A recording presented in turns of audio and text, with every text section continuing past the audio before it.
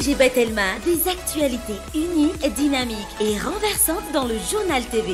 El Mondes, mety ho an'ny karazana fiara rehetra ary miantoka ny hatsarany. El Mondes, manolotranao ny vaovao. Vaolinna vaovao be. Vaolinna manolotra ho anao ny vaovao. Loto ny olanao, vaolinna ampiasaina.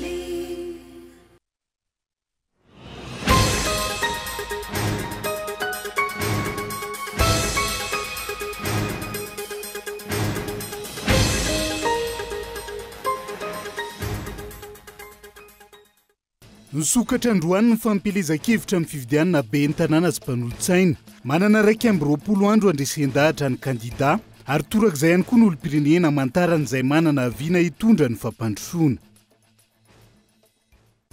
Dia be avy ansoany rana no nentin'ny kandidata Ahina Razafinjoelina nanokatra ny fampelezan-kevitra. Amp'izay ny famotehana ny Antananarivo nataony hery politika miisa roa ka fanovana no ahafahana mampandroso ny renivohitra. Afaka nisorohana ny fatiantoko n'orinasa Jirama mahatonga olany famatsiana herinaratra sy rano io raha ny hainy ny mpitondra fanjakana hony antoko malagasy sy miara-miainga. Akana hetra ohatra faingo 500 ny vola mivezivezy amin'ny mobile money eto amintsika araka ny voafaritra ao anatin'ny telo-bolam-panjakana 520 nangataka ny iverenan'ny fanjakana amin'izay fanapa-kevitra izay araka izany ireo mpandraharaha miisa 3 eto amintsika.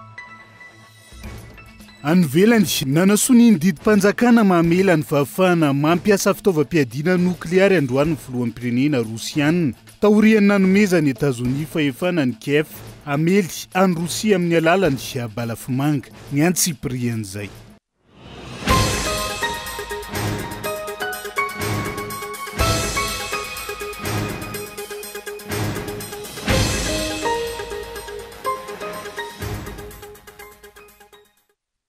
Ngadondrainy amin'ny valora alina fotoanan'ny fampahalalam-baovao eto amin'ny fitalavitra kolo atena ny araba tomboky lahy sy tomboky vavy manasa anao avy hatrany anaraka ny antsiprian'izay hoe tsika manokatra ny fampahalalam-baovao amin'ity ala ity manana 220 andro andresen-dahatra manomboka androany ireo kandida be ny tanàna sy mpanolo-tsaina isaky ny commune manana 220 andro ihany koa anefa ny olom-pirenena tsirairay avy amantaran'izay kandida tena manana viana sy fandaranasa mazava hitondra ny fanovana sy ny fampandrosoana eto amin'ny firenena Gaëtan Andriatsilavo. Nanomboka tamin'ny fomba ofisialy androany ny fampelezan-kevitra ho an'ny fifidianana be ny tanàna sy mpanolo-tsainy commune manerana ny nosy ary manana 220 andro ahafahana mandresy lahatra ny mpifidy ireo kandida tsirairay avy. Voafeny rijateny ao amin'ny 520 hatramin'ny 710 amin'ny lalàna Fehizoro larana 724 tsipika aotraotra valo ny 12 Mey 724 anaovana ny fepetraka be ny feny fifidianana sy ny fitsapahakevim-bahoaka ny fampelezan-kevitra. Ny fitandronany tsy fiandaniana sy ny tsy fitanilany sabadrara-panjakana mandritra ny vanim-potoan'ny fampelezan-kevitra dia sady antoky ny fahobiazan'ny zotra-pifidianana no fanajana ny voalazan'ny andininy fa 730 amin'ny lalam-panorenana. Voarara mandritra ny vanim-potoan'ny fampelezan-kevitra araka izany ny fitokanana ofisialy ny manao filazana goava na mifandroy na mikendry azony antoko politika iray, platsaka hofidiana iray na listry ny platsaka hofidiana iray tombondahany sy ny fampiasana loharanom-bolam-panjakana, indrindra ny fampiasana fitaovam-panjakana toy ny fiara sy ny tranom-panjakana, ny fanaparam-pahefana entina anodinana na anovana ny safidin'ny mpifidy iray na maromaro. Voarara ny lalàna avokoa ireo ary efa misy ny sazy mifandraika amin'izany araka ny voalazan'ny lalàna hatrany.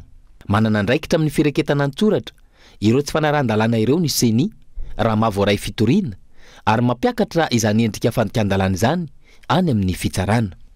Mazava eny ny voalazan'ny lalàna ary tokony samy ahianaja izany ny tsirairay avy isiny ny fifidianana madio mangarahara sy ekeny rehetra. Ankilan'izay nefa manana fotoana 220 andro ihany koa ny olom-pirenena tsirairay avy ijerena sy amantarana tsara izay olona tena manana foto-kevitra mazava ka hitondra soa ny fiarahamonina sy ny commune misy azy tsirairay avy. Iza marina no manana vinam-piarahamonina, fandaranasa sy fomba fiasa anatsara ny fari-piainan'ny mponina.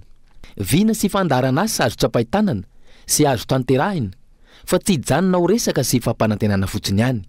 Tsy vaovao teto amintsika mantsy ny fisiany fampanantenana pokaty rehefa fotoan'ny fampelezan-kevitra tahaka izao. Anjaran'ny olom-pirenena no mijery sy mamantatra izany ka anova fomba fijery sy ay hijery lavitra. Ny olo-pirenena no mijery sy mamantatra amin'izao fampelezan-kevitra izao ary manapa-kevitra sy misafidy izay tena maharesy lahatra azy. Mila manova fomba fijery ny tsirairay satria matoa ny firenena tafalatsaka anaty fantrana lalina tahaka izao misy ny antony. Tsy tokony adino ihany koa fa ny fotoana tahaka izao no hitan'izan'ireo kandida sasany ireo karazana viana mampanonofy kanefa tsy ho tanteraka akory ary toa adino ireo vahoaka ny fidy rehefa injay fa tonga eo amin'ny toerana. Manana fahefana ny olo-pirenena ka any amin'ny fotoany latsabato no anehoany izay fahefana ananany izay. Fehiny mila fijoroana ny fifidianana tahaka izao, mila fahavononana andray andraikitra satria ny safidin'ny olo-pirenena tsirairay avy no hamaritra ny ampitso. Mila fanapahan-kevitra mazava avy amin'ny olo-pirenena ka izay hita fa hitondrany amin'ny tena fanovana no safidiana amin'ny androm-pifidianana. Manana ny asiny ary tsy azo amidy, tsy azo takalo ny safidin'ny tsirairay amin'ny maha olona afaka azy. Sokatra androany ariaritra 220 andro ny fampelezan-kevitra amin'ny fifidianana ben'ny tanàna sy mpanolotsain'ny tanàna eto Madagasikara. Tsy azo ny tompona andraiki-panjakana ataony mampifangaro ny asa sahaniny amin'ny fanaovana fampelezan-kevitra ary tokony hoentitra amin'ny fanaramaso neutralité de l'administration io ny antanatohatra samihafa ka nasazy izay mandika lalàna ho ny firaisamonim-pirenena tamin'ity androany ity. Henri Florian. Nanomboka tamin'ity androany ity ary tsy farany raha tsy ny fahasivy ny volana desambra ho avy izao ny fotoana ny fampelezan-kevitra ho an'ny fifidianana ben'ny tanàna sy ny mpanolotsaina ny tanàna manderina ny nosy. Ahafana ny fifanandrina eo amin'ny samy kandida manomboka an'io raha tsy laza fa tsy ny eto Antananarivo renivohitra manokana sy any amin'ireo renivohim-paritany. Efa maro tamin'ireo kandida no niroso tamin'ny fampelezan-kevitra milohan'ny fotoana. Na izany aza, misy ny lalàna mifehy ny fampelezan-kevitra na tafiditra ao anatin'ny vanim-potoana manokana aza. Misy ihany koa ny ampaham-potoana omena ireo kandida tsirairay avy ao amin'ny fahitalavim-pirenena mandritra ity fotoana ny fampelezan-kevitra ity. Tsara ho fantatra fa mbola ny CNI aloha hatreto no manao izany asan'ny ANRCM na ny Agence nationale de régulation des communications médiatisées no ity rafitra ity izay inina tsy najoro mihitsy na efa feno aza ny fepetra tokony ahafahana manangana azy izay misahana ny fanarahamaso ny lafin'ny fampiasan'ireo kandida ny vakijery. Misy ny lalàna mifehy ny fampelezan-kevitra izay tokony ho ajaina raha ny nambaran'ireo firaisamonim-pirenena indrindra fa ny hanajana ireo tompona andraiki-panjakana izany. Ao anatin'izay 220 andro zay ny lisitry ny kandida tsirairay dia afaka manentana ny olona amin'izay hifidy azy. Tsy mitovy amin'ilay hoe fampelezan-kevitra milohan'ny fotoana pré-campagne zany fa manomboka eto zany azony atao amin'izay ny miteny hoe fidio ny lisitra misy ny kandida ben'ny tanàna sy ny mpanolotsaina misy azy. Ampasahivina ihany fa ny lalàna dia milaza mazava tsara ny hitandrovana ny atao hoe neutralité de l'administration zany hoe ny rafim-panjakana tsirairay. Marina fa ny olo-pirenena dia manana safidiny fa ny andraikitra zay ny sahaniny no mamaritra anazy hoe tokony tsy hitongilana izy ao anatin'ny fanehoan-keviny zany ary anisany amin'izany ireo atao chef fiscaux ny lehibe district ireo ataontsika hoe lehibe ana rafim-panjakana samihafa zany tokony hitazona an'izay hoe tsy fitongilanana zay. Na mafisy ny firaisamonim-pirenena hatrany fa na eo aza ny kitolotolotra mety iseho sy ataon'ireo kandida amin'ity fifidianana ity tokony hahay akalesona sy tsy ho voambaka ny vahoaka malagasy mba ny foto-kevitra ijoroan'ny kandida no hisafidianana azy fa tsy ny fanomezana kely izay lany ao anatin'ny iray andro. Ampatsahivina zany ho antsika olo-pirenena zay voarakitra ao anatin'ny lisitry ny mpifidy dia itsika no mamaritra ny hoaviny ny commune misy atsika sy ny firenena misy atsika zany amin'ny alalan'ny fahaizana misafidy ny olona tena vitany andraikitra ary ny olona tena manao an'izany andraikitra zany ampahitsiny ka tsara zany mba tsy ireny fanomezana sy ny tsy hoe zay kandida matolotolotra no ataontsika hoe mahafeny asa fa izay mampifanaraka ny fampanantenana zay ataony zay azo tanterahana sy mifanaraka amin'izay andraikitra hosaniny rehefa aveo zany ary olona tokony ahifandray aman'olona io satria andraikitra avy amin'ny fahefam-bahoaka no ampiasaina ary tokony hifandray amin'ny vahoaka foana izy zany amin'ny amialohany anapahany hevitra amin'ny alalan'ireny structure locale de concertation zay tokony isy eo anivon'ny commune reny. Anjarany vahoaka araka izany no mamakafaka ny vina entin'ireo kandida tsirairay avy mandritra izany vanim-potoany ny fampielezan-kevitra izany ireo be ny tanàna izay olany eo izay hiasa mandritra ny 5 taona fa tsy efa taona toy ny fotoam-piasana teo aloha intsony. Ity zany le 20 andro ifamizahana toetra raha ampitahantsika amin'ny resaka fanambadiana ny fividianana be ny tanàna sy mpanolo-tsaina eto Madagasikara. Fa dia be avy any Soanieranina hatreny Mahamasina no nentin'ny kandidata Ina Razafinjoelina nanokatra ny fampelezan-kevitra amin'ny fividianana be ny tanàna sy mpanolo-tsaina androany. Ampy izay ny famotehana n'Antananarivo nataona hery politika lehibe miisa 2 fa fanovana no ahafahana mampandroso ny renivohitra. Viana sy asa mipaka amin'ny fiainam-bahoaka arak'izany no ilaina indrindra anatin'izao krizy mianjady ny isam-batan'olona izao. Natomboka tamin'ny alalan'ny diabe avy any Soanieranina hatreny Mahamasina ny fanokafana ny fampelezan-kevitra ho an'ny kandida be ny tanànan'Antananarivo Taina Razafinjoelina tamin'ny dia androany ity. Nisongadina nandritra mifandraisam-pitenena an-tena Mahamasina ny hoe asa fa tsy rendrarendra ary viana fa tsy fanompoana olona no entina mampandroso Antananarivo. Ity farany izay nanamafy fa ny fisian'ny adala politika eo amin'ny hery lehibe 2 izay samy namotika an'ity renivohitra ity no mahatonga Antananarivo tsy mety tafiarina hatramin'ny androany.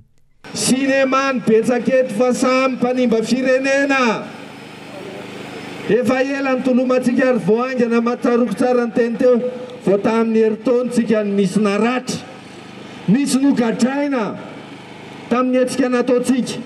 Ny sasany avy eo rehefa lany mifanoroka fotsiny ao Tsimbazaza aza tiany fa renany ele nanagatra antsika renany ele nandratra antsika zay le antsony atao fitaovana politika tsika dia ve tsika nolazaina fa nivadika hitaboky hitam-pirenena toboka anareo famihana hitaboky hitam-pirenena nareo miadikadikady re ka le olona maratra sy le olona gadraina mba lasa izy iza no mivadika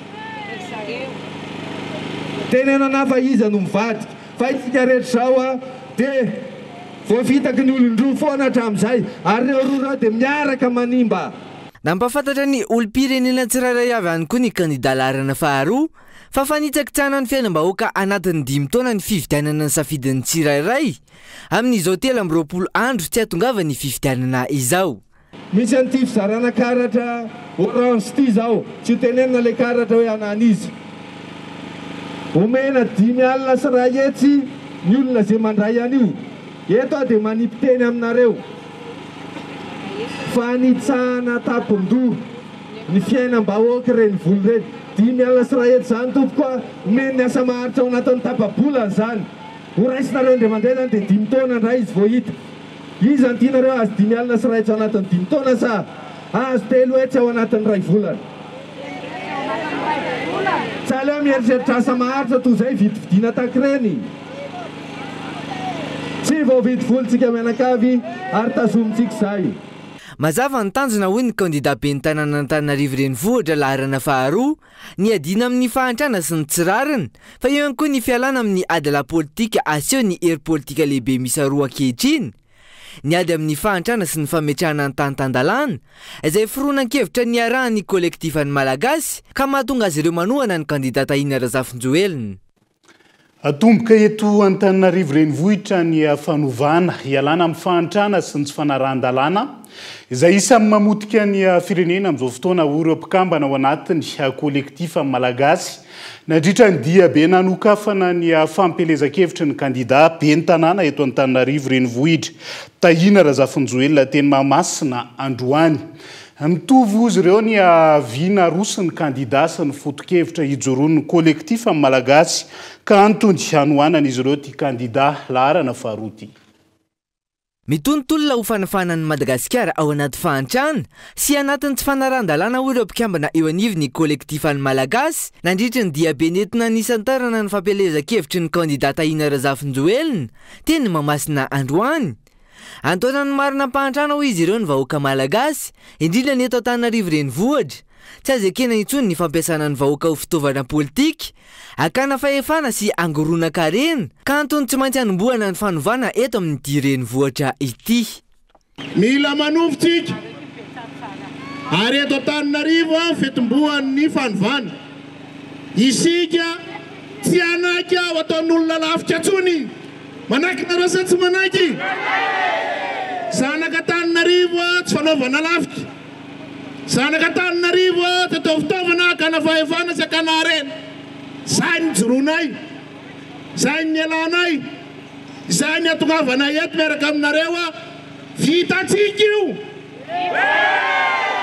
vitatsika zao tsy vitatsika vitatsika io isa tokantrano isa mbaravarana miatsika manomboka androany miantso ny namana rehetrarehetra be da be nareo mitazako eo amin'ny antoko malagasy miaka miainga tsika rehefa manoana dia manoana ary tsika tsy manoanoana fahatany fa vina sy tanjona no atao ary azagaga ny sasany dia fa zay tsy miaraka amin'ny olona mpamitaka zay tsy miaraka amin'ny olona mpivarotra tanindrazana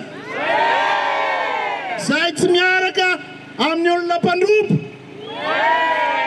ary zay tsy miaraka amin'ny olona manao tsinotsinona ny zanaka malagasy namafisiny izy ireo fa famotehana ny firenena no nisy teto amintsika no ireo adala politika izay nisy teto amin'ny firenena anton'izany ny fanaovana fahefana tsy mifindra izay hita fa tsy nitondra fampandrosoana teto Antananarivo ho etrany ny fanazavany le ankiray zany firaisan-kinanarana fotsiny fa hitatsika rehefa fa miady atrahany ny ataony ao ny atsika tsy mitondra an'le anarana fa tsika ao amintsika le firaisan-kina tsy mila voaka miaraka amin'ny fitondrany rehefa mandainga manao akory amin'ny fitondrany rehefa mandainga ny kolektiva ihany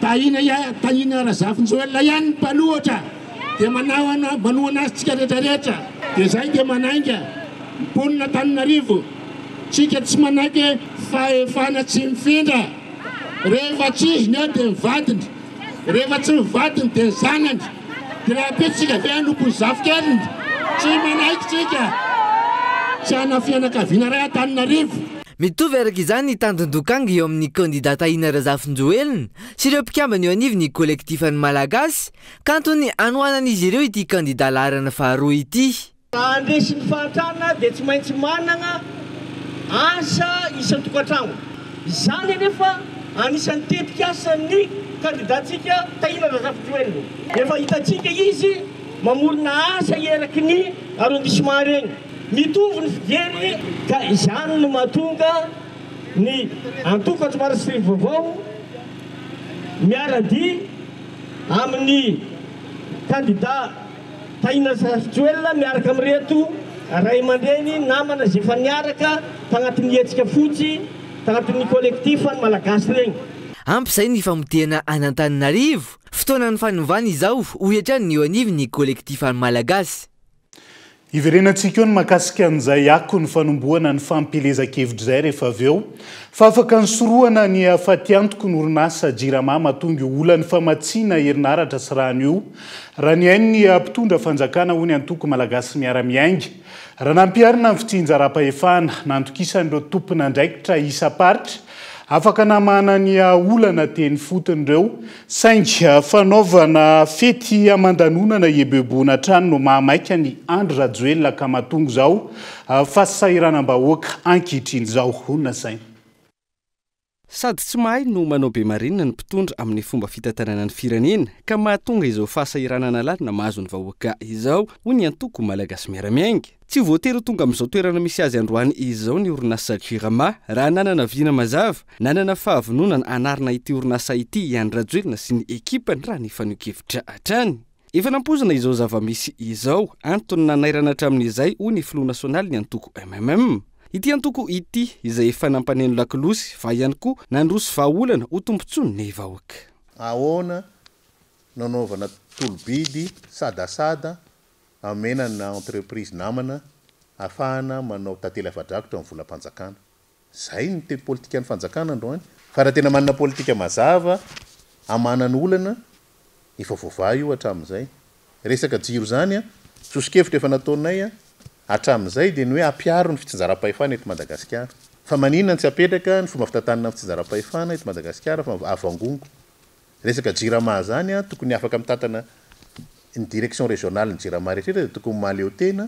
amin'ny fitantanany mba ahafahany tady vahaolana ampandehanana ny Jirama any amin'ilay faritra misy azy tsirairay zay tsy mahavita dia soloana fandroany ve tena manana safidy am'izany ve reny olonireny betsaka neny teknisianna sy manapaizana mba te hitondra ny tondra vaolana amin'ny oetiny ihany tsy toy izao ny toerana misy an'ny Madagasikara androany raha napetraka izay fitsinjaram-pahefana izay ohatra ny faneho-kevitra tendrena ireny tompona ndraikim-panjakana eny anivon'ny faritra distrika sy komuna ireny fa tsy omena ny fahefana ahafahany manatanteraka ny asany tsy misy ny oenti-manana fa ihany koa tsy nametrahana fitokisana hitondra fanapahana fa tsy maintsy ny fanjakana fohibe hatrany no tompony ny teny farany ka mahatonga ny firenena amin'izao toerana misy azy izao. I Madagasikara izay tompon-daka amin'ny fandaniana sy fankataovana lalàna fa gisitra raha resaka fampiarana sy fanarahana ireny lalàna ireny.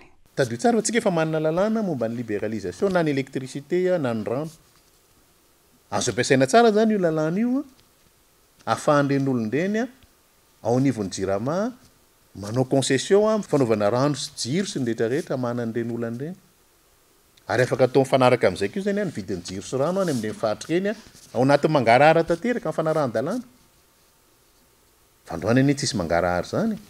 Hoe sorona amin'ny volan'ny fampianarana. Magaga ny hoe malahelo be mihitsy mifoko amin'ny hoe anasorana ny volan'ny fampianarana. Ka maninona hoe mba anasorana ny volan'ny autoroute io. Manahirana amin'io io tsy tara mihitsy ny fandaovana ny volan'ny entreprise io. 50 millions de dollars ny vola tokony aloha aminy avance de démarrage efa naloha daholo. Zany olana amin'io daholo zany. Azo atao tsara manana vina manatsara sy manofa androany aloha tsy misy zany. Mividy an'izao, mividy anitsy. Le fetifety kely ny tena mahamaiky. Fa tsy le tena fahasiarana ny vahoaka amin'ny ankapobeny. Manana teknisianina maro ampitraikefa sy fahaiza-manao i Madagasikara fa tsy omena sehatra izy ireny fa ny kinamanamana no manjaka ho hiatrany ny antoko malagasy miaramiainga. Eo anatrehan'izao olana mahazo ny vahoaka izao anoanana tsy fisina rano herinaratra tsy fananana asa sy ny sisa ilay mpitondra tsy variana amin'ny fiebebona ka mahatonga izao Madagasikara tsy mety mandroso izao. Tsy manaiky ny fanesorana ny lehibe bokotany ao Mahazina anatin'ny komuna ny Tsirabe renivohitra. Ireo fokon'olona amin'izao fotoan'izao raha saika hiroso tamin'ny famindram-pitantanany ireo tompon'andraikitra. Niteraka savorivory zany ka niditra antsehatra ireo mpitandro ny filaminana tao anatin'izay. Vokany tsy vita ny famindram-pitantanana teo amin'ny rotonta ary tsy nanaikitra hatramin'ny faran'ireo vahoaka tao amin'ity fokotany Mahazina ity. Andrindrina Randriamiarysokolo Antsirabe. Nitrangana savorivory teto amin'ny fokotany Mahazina atao anatin'ny komuna Ambonivohitra Tsirabe. Ny alatsinainy fa 7 ny volana Novambra 2024 sy 2020 teo. Savorivory mahakasika ny fanolonany lehibe bokotany teto amin'ity fokotany ity. Ary efa tazana tetỳ atoerana ireo mpitandro filaminana saingy tsy tanteraka ny famindram-pitantanana teo amin'ny rotonta. Antony tsy nanaiky ireo fokon'olona ary tokony hisy io izy ireo ny fifidianana lehibe bokotany fa tsy apetraka bitolo fotsiny sy ankeriny tahaka izao. Fanonganana aloha tsy mety aminay fa le mifidy mihitsy no tianay. Vidina ny sef bokotaninay. Safidim-bahoaka zany zay. Apetraka fotsiny tsy fidina fa tonga dia apetraka ahongana fotsiny le sef bokotany teo aloha zany dia tonga dia soloina vaovao. Fa io zany ny olona tena vao tsy hitany masoko rehetra tsy voandroany. Fa raha izao aloha didiko fe lehibe ka tsekenay fokon'olona. Tsekenay fokon'olona zany. Fidina fa tsy apetraka. Tsy mila olona apetraka. Fa raha ohatra tokony ho izy alao andeha fifidianana. Dia eo safidy-bahoaka hoe zao ny tediavinay. Zay fokon'olona tsy manaiky. Zay manana ny safidinay zay. Fa zay tsy manaiky zay. Fa ny anay io ranga président Luc. Io ny fantatray. Katsikatsi politika amin'izao akatoko ny fifidianana be ny tanàna izao no antony nanolona ity lehibe bokotany ity. Ary efa hita tsikaritra tetỳ atoerana ireo olona avy amin'ny antoko miaraka amin'ny fitondram-panjakana saika andray tamin'ny fomba ofisialy ilay be bokotany vaovao ary izarako veta avy eo saingy norakorahan'ny olona ka tsy tanteraka izany. Izy misy resaka antoko ihany ka satria le resaka antoko ohatrany hoe lazany fa tsy momba ny fitondrana amin'izao hoe le sef bokotany. Nefa tsy fantany fa efa 4 taona teo le sef bokotany mahalala an'le izy. Mera ino efa tsy mera tsofa mitovy amiko izy zao. Hofidina mera izy ka nahoana izy manaotsy ny elan'ny président. Faro manarakaraka zany. Jadona ny tediavina jadona. Misy resaka politika io ka. Hitanay zao nisy raha hitanareo nanaresapy teo zao dia nisy eloben'ny président reny. Dia re zany natoko ao dia misy olona olona trany Mbomanga sasy mitazona andreny le banderole reny manao akanjo ny TGV de reny nanongana an'le olona ty amvokotaninay nefa tsy olona ty amvokotaninay reny tsy manaiky anay aloha raha ny tena marina zay ny tena marina aloha zany tsy anaiky anay raha loharambavao azo farany mahakasika ity fanoloana ny lehibe mpokotaniny Mahazina ity dia ho tanterahana eny anivon'ny Brown District any famindram-pitantanana raha sanatria manday ilay lehibe mpokotany izay ho esorina dia miakatra tribonaly avy hatrany. Dia izay ihany koa no entina misendry vetivety ao anaty doka fohy aza misaraka aminay ary.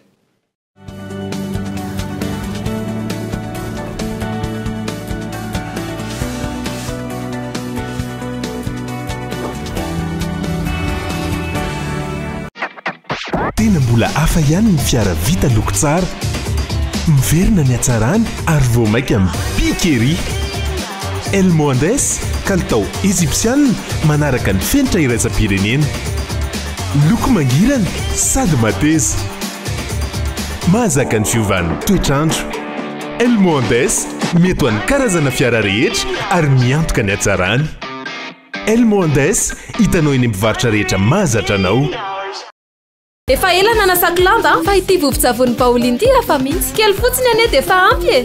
Way, ary tena mandroatra be malefaka ery lambo tsy mila mikosika be akory sady tsy manimba tana. Pauline 80 formule matanjaka miaro ny loko, mampangirana sy manamanitra ny lambanao, mandroatra be, mahavita lamba betsaka sady manitra. Pauline hanitra vaovao, floral sy exotique, afaka nadiovana fitaovana fa ihany koa toy ny fiara, fitaratra, lovia ary carreau. Pauline vaovao be, floral, exotique, lavande, original. Loto ny olanao, Pauline nampiasaina.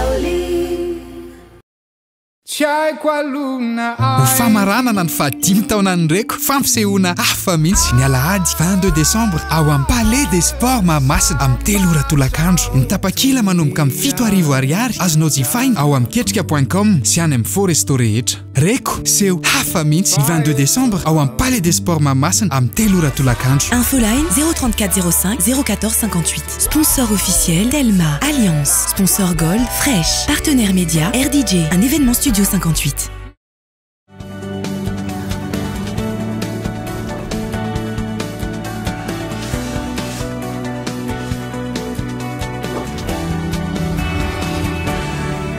Mamerina ny arahabatrany tombokilasy tombovavy tonga soindray atao anatin'ny tapany faharoa amin'ny fampalalam-baovao amin'ity ala ity.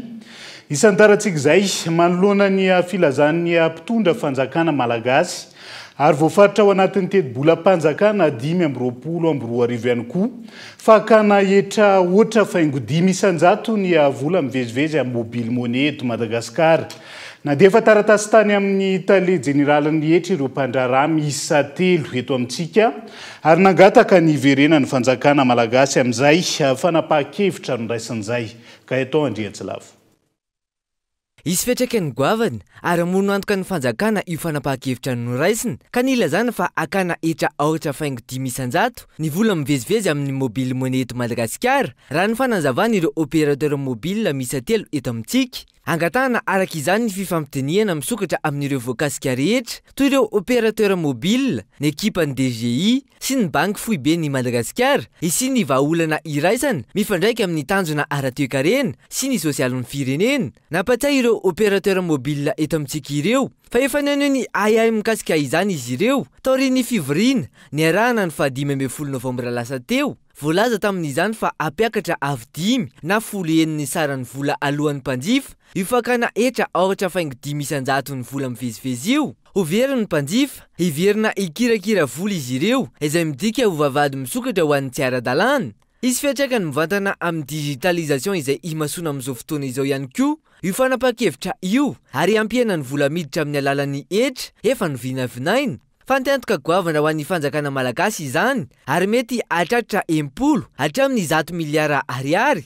Izy fiantraikany amin'ireo cash point misa 4,9 sy ray hetsy izay miankina fiana amin'ny mobile money hamelomany ankohonany. Iena ny fidiram-bolan'ireo olona manodidina ny ray tapitrisa misehatra amin'izany izay izy fiantraikany amin'ny toe-karena malagasy. Fantatra ny filan'ny DGI sy ny fanjakana malagasy amin'ny fampitombolan'ny fampidira-ketra hoy izy ireo kanefa raha tsy misy fiovana tiana apetraka io dia mety apiditra hatrany amin'ny 50 miliara ariary ireo mobile money ny taona 2024 ary mety ho tafakatra hatrany amin'ny 100 miliara ariary izany raha manamafy ny firosoana amin'ny digitalisation ny mpitondra satria hiditra amin'ny ara-dalàna kokoa ary ho maro ireo mpanjifa vaovao. Nosokafana tamin'ny fomba ofisialy ny 7 novambra lasa teo ny station Shell vaovao Imanjaka. Tobin-tsolika fa 7 any Shell na ny Vivo Énergie Madagasikara. Ity natsangana tetsy akaiky ny Sapanana Ambotry Manjaka ity fitianokoloana no mitatitra ny Antsiprian'izay. Nototosaina tamin'ny 14 ny volana novambra lasa teo ny fanokanana amin'ny fomba ofisialy ny station Shell vaovao ety Imanjaka. Misy 7 ankehitriny ny tobin-tsoliky ny Shell na ny Vivo Énergie Madagasikara manerana ny nosy. Mitombatra ny filampanjifa solika ka miezaka manakaiky vahoaka amin'ny fizarana izany no tandron'ny Shell Madagasikara hoy nambaran'ny tompony andraikitra. Fifaliana ho an'ny orinasa Vivo Énergie izay mivarotra ny solika Shell eto Madagasikara zany no manokatra ny station fa 7 ny station Shell service Imanjaka izay eto amin'ny route Digue. Ity station Shell ity moa zany dia natao tokoa anatona ny mpanjifa. Eo zany ireo tolotra rehetra ny boutique akoatra ny lasantsy moa zany misy ny resaka snack, misy boulangerie sy ny service rehetra izay ilain'ny mpanjifa. Akoatran'izay ihany koa dia tsara ho fantatritsika fa ao anatin'ny fikajiana ny tontolo iainana dia mametraka ny énergie solaire zany mifonctionne mandeha ranoray amin'ny panneau solaire ity station service Shell ity. Ny famalina ny filan'ny mpanjifa solika sy ny anome tolotra arakalitao sy manakaiky azy ireo no tanjona amin'ity fanokafana tobin-tsolika vaovao ity ho kosa ny tale général ny Vivo Énergie Madagascar. Nous sommes ravis aujourd'hui pour l'ouverture de notre nouvelle station-service, la numéro 78e station-service de Vivo Énergie. Afaliana manokana ho anay amin'izao ny manokatra ny tobin-tsolika vaovao fa 7 ny Vivo Énergie Madagascar. Ity tobin-tsolika ity dia misy tsena, misy toerana fisakafoana ary misy fikarakarana fiara ho an'ireo mpamily ary manome fahafapo ihany koa ho an'ireo mpanjifa amin'ny alalan'ny vokatra avolenta na solika izany na ny menaka. Amin'ny maha axe stratégique ny toerana ho an'ny mpanjifa tsy misy akanavaka ny vokatra sy ny tolotra na ho an'ny taxi izany na ireo matianina. Noho izany dia faly izahay amin'ity fanokanana station vaovao ity satria mahananika ny 7 manerana ny faritra no misy ny station anay ary hisy hatrany ny fanampina izany mo amin'ny ho avy. Donc on est ravis encore d'ouvrir une nouvelle station. Nos stations 18 stations-service sont réparties sur tout le territoire et il y aura d'autres stations dans l'avenir.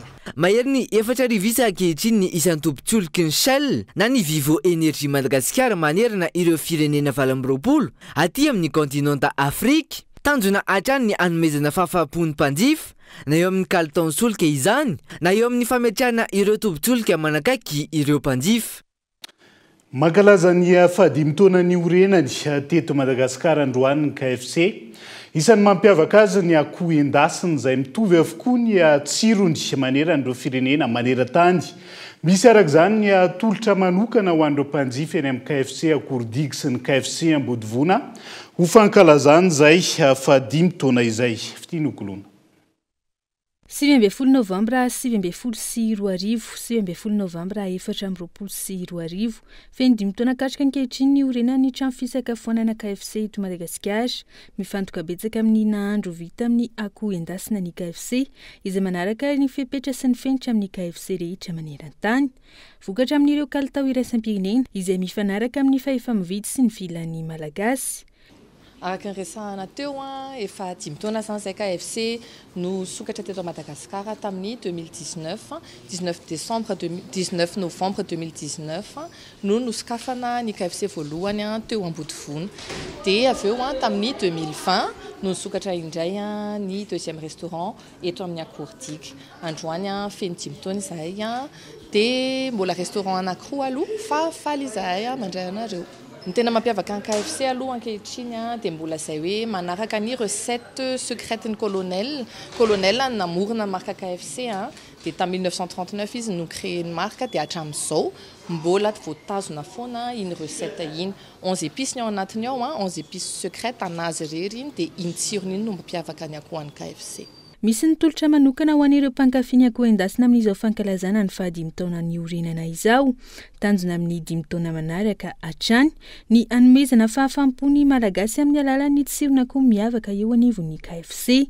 misy tolotra manokana ankehitriny bequetena 6 pièces le izy afahan'ny olona mifampizara amin'ny saut kely tsara tarehy kely le izy 39 900 ariary ny 6 pièces zany hoe afaka ifampizaran'olona roa afaka ifampizaran'olona telo raha ohatra ka olona mahalany akoho be tabe dia afaka halan'ny olona anankiray.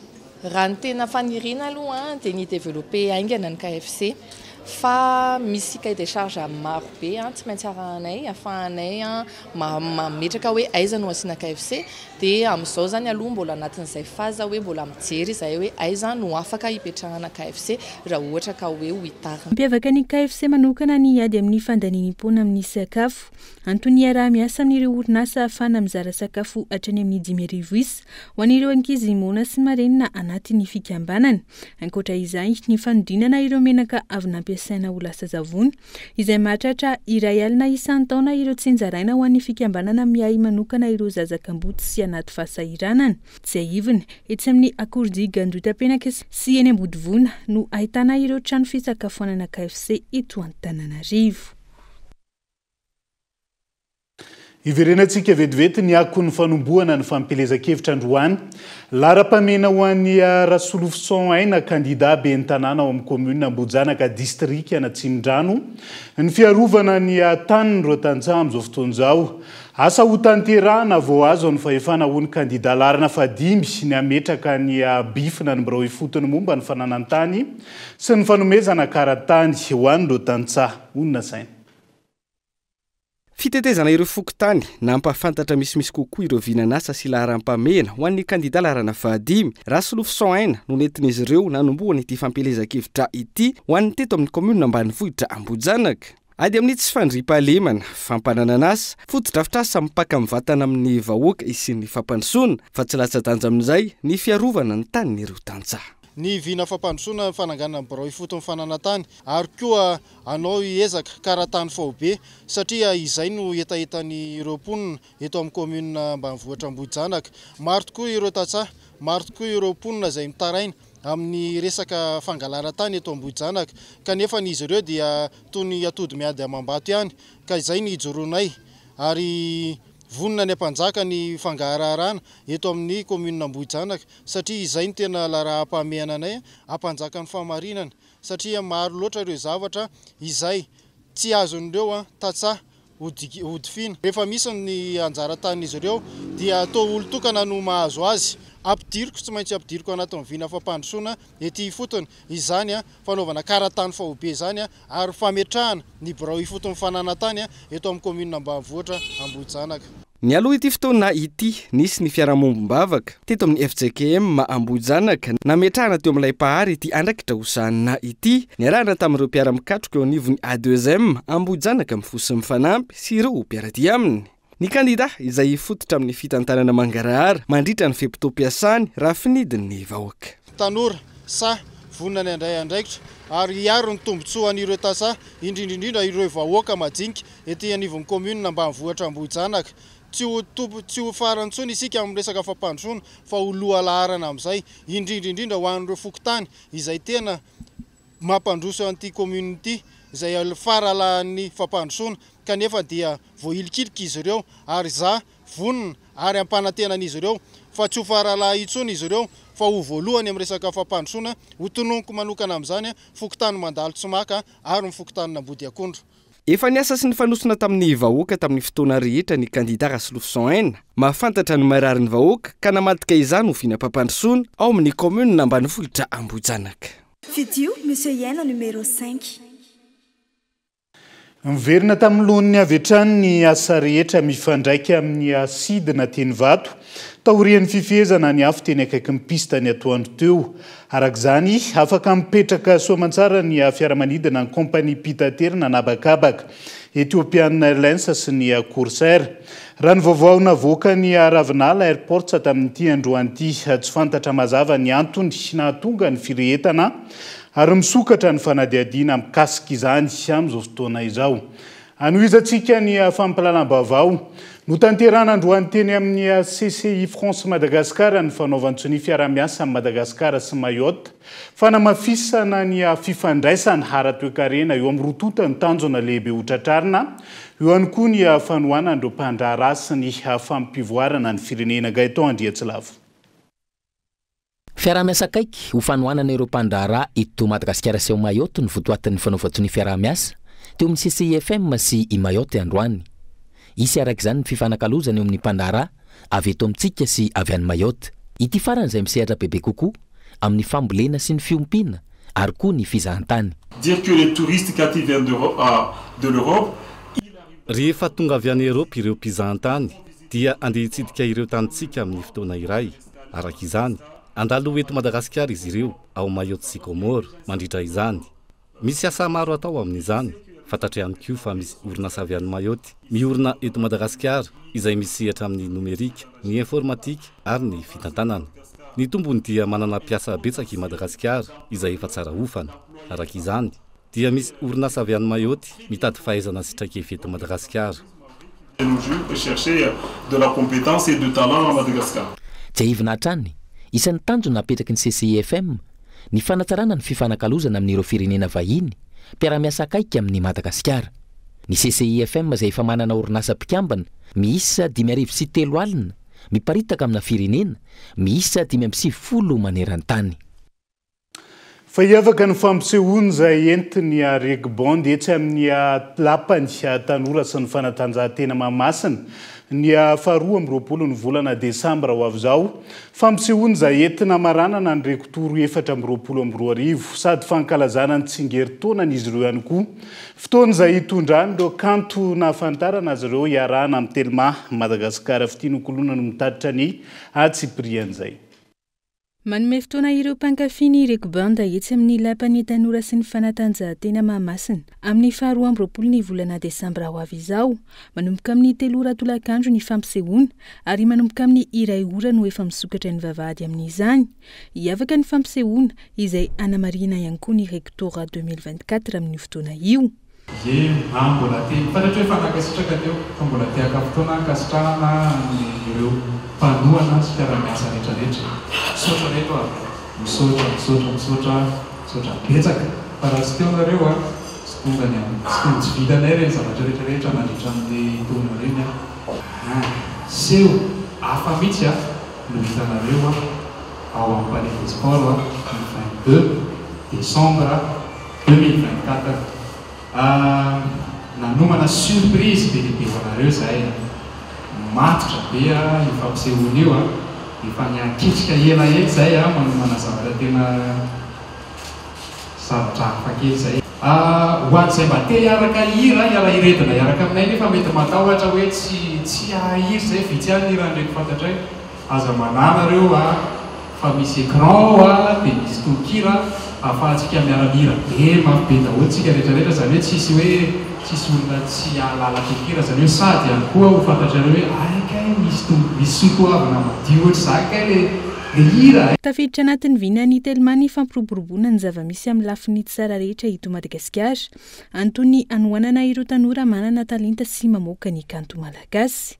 Raha ny anareko manokana dia efa ataontsika hoe talenta anankiray tsy ampahafantarana antsika intsony hoe manahoana sy ahoana. Ny antony tena anankiray ihany koa nefa ny hoe no anatin'ny kanto izay voiziny zareo a tsapanay hoe misy hafatra maromaro izay metrika ihany koa ampiroboroboana mba itsika hita izana ny tanora ankehitriny ny ankizy na ny lehibe isika lehibe ary a hitanefa mendrika ahafantatra sy ahatsapa na zavatra tiana zareo voizina ilazapana azy angamba. Dia mbola ao anatin'izay resaka hoe faneraserana ny amin'ny fifandraisan-davitra ihany ny avy ato amin'ny Telma moa zany mazava ho azy dia miezaka foana izay mampahafantatra bebe kokoa ary mampahafantatra ihany koa hoe misy tarika toy izao mendrika ho tohanana amin'ny lafiny rehetra. Tafiditra amin'ny fankalazana ny tsingeritaona ny Regbond ihany koa ny fampisehoana izay ho tanterahina amin'ny 12 Desambra ho avy io. manomboka ny sabotsy 13 novambra ho avy izao no ahafahana manjifa ireo tapakila ao amin'ny ketrika.com sy ny PHO Resto eto Andrenivohitra izay manomboka amin'ny 7 ariary, iray alina ariary, 4 alina ariary, 5 alina ariary ary iray hetsy ariary ho an'ireo VVIP. Dia izay ihany koa no manakantona ny fampilalambavao ankasitrahako ianao nanaraka izany hatramin'ny farany veloma tompoko.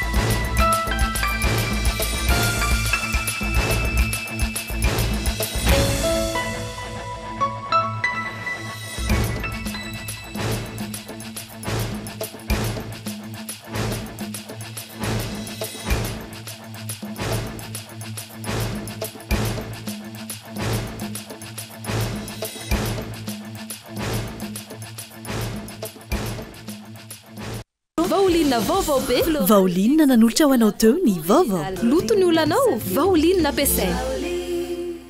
El Mondes mety ho an'ny karazana fiara rehetra ary miantoka ny hatsarany. El Mondes il a présenté ny vaovao. 5G Telma, des actualités uniques, dynamiques et renversantes dans le journal TV.